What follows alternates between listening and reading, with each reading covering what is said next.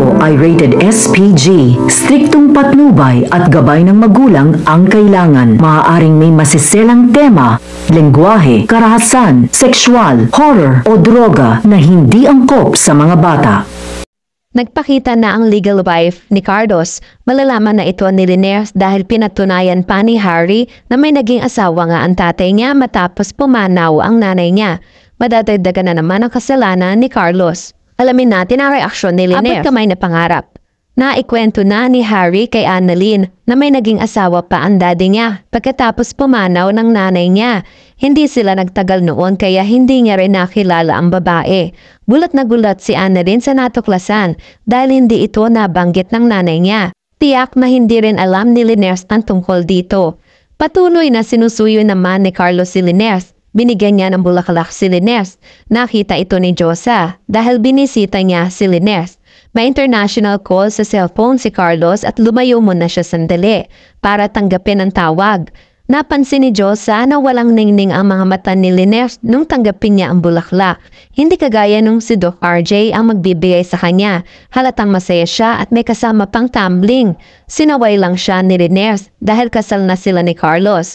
Nasabi naman ni Josa na baka sakal imbes na kasal. Siguro may malalim lang na dahilan kung paano makakalaya si Linares sa kasal na sinasabi niya. Sa garden naman, maayos na kinausap ni Carlos ang tumawag. Nagpakilala ang babae sa kabilang linya. Siya si Irene Benitez, ang asawa ni Carlos. Bigla nagulat si Carlos. Nagtataka siya at halatang kinabahan. Nag-deny siyang siya si Carlos. Wrong number ang naidial ni Irene. Binabaan na niya ng telepono si Irene.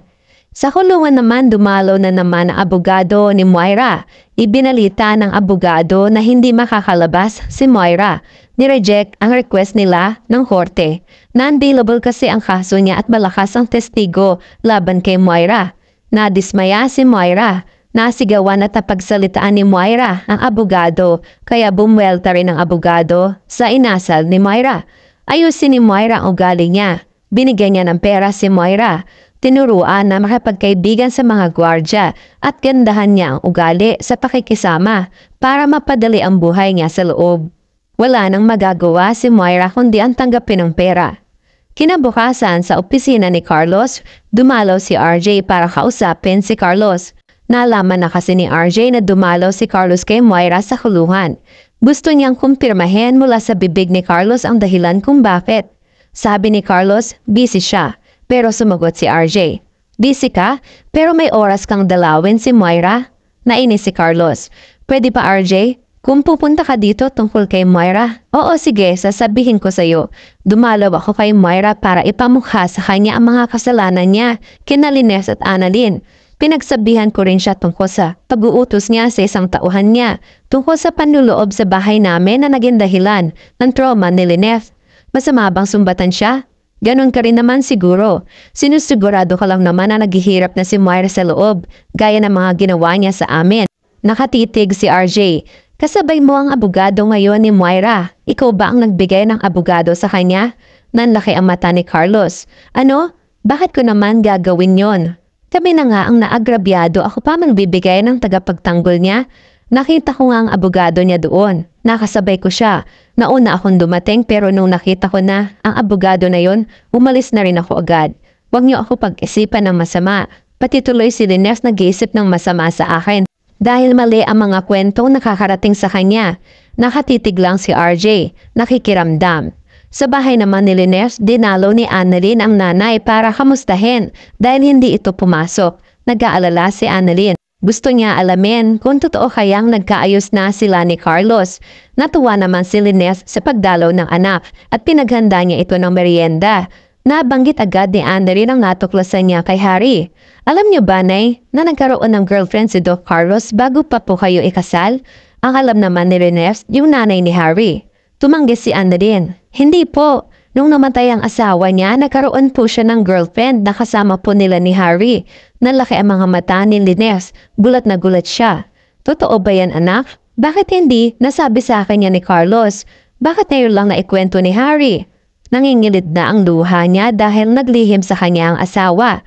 Minahal ko si Carlos anak dahil akala ko hindi siya naglilihim sa akin ng kahit ano. Akala ko kilala ko na siya. Hindi pa pala sapat ang panahon na yon para makilala ko siya ng lubusan. Marami pa rin siyang nililihim at ngayon lang natin natutuklasan. Niyakap siya ni Annalyn. Nay, kung handa ka na pong hiwalayan si Doc Carlos, tutulungan kita ha. Nakatingin si Lines. Hayaan mo anak, paninindigan ko ito. Kailangan kong maging matatag dahil umpisa pa lang ito. Marami pa siyang lihim na hindi ko nalalaman. Mas marami pa yan. Kailangan kong malaman kung ano ba talaga ang koneksyon niya kina Moira at Zoe. Niyakap ulit ni Annalyn ang nanay, tanda ng pagsuporta. Sa kulungan, nagumpisa ng makipagkaibigan si Moira.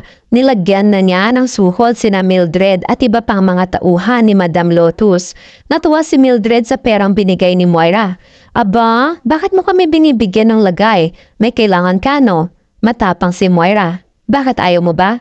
Sumagot si Mildred. Aba, syempre, gusto ko ng pera. Pera ito eh. Ano bang kailangan mo? Nagsabi na si Moira ng problema niya. Hindi pa ako makakalabas eh. Yan ang sabi ng abogado ko. Pero kung makakalaya ako dito, tulungan mo naman ako. Napaisip si Mildred. Gusto mo ba talaga makalabas? May mga kilala kami rito na makakatulong sa'yo. Ikaw na bahala na makapag-usap. Dito sa loob may mga Diyos, may tagasunod, may nagpaparusa, pero lahat pwede mo mapagawa. Si Ninang, dinala ni Mildred si Moira sa teritoryo ni Ninang. Tinuro niya ito kay Moira. Binati ni Mildred si Ninang. Ninang, kamusta tayo dyan? May gusto makapag-usap sa'yo. Tinulak niya papasok si Moira. Unti-unti naglakad papalapit si Moira kay Ninang. Sabi ni Ninang, o bakit? Ano kailangan mo?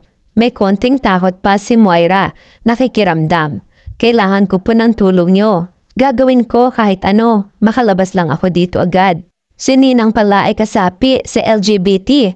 Hinimas niya ang palikat ni Moira na may pagnanasa.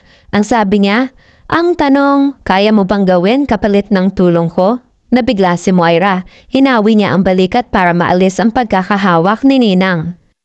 Pwede naman nating pag-usapan to. Huwag lang yan. Inabot niya ang palihim ang sobre ng pera. Alam na ni Ninang ito. Sabi mo gagawin mo ang lahat para makalabas ka dito. Pero dahil binigyan mo ko ng pampagasolina, susubukan ko ang magagawa ko. Kailan mo ba gusto gawin ang pinapagawa mo? Nakatitig si Moira. Sa lalong madaling panahon. Kung kailan hindi tayo mahahalata. Tumango-tango si Ninang na nakatitig pa rin kay Moira na may halong pagnanasa. May iniisip pa rin siya bago makaalis si Moira. At yan ang mga pakakaabangan natin sa abot kamay na pangarap. Please like this video and please subscribe to my channel. At pakihit mo na rin ang notification bell para sa marami nating update.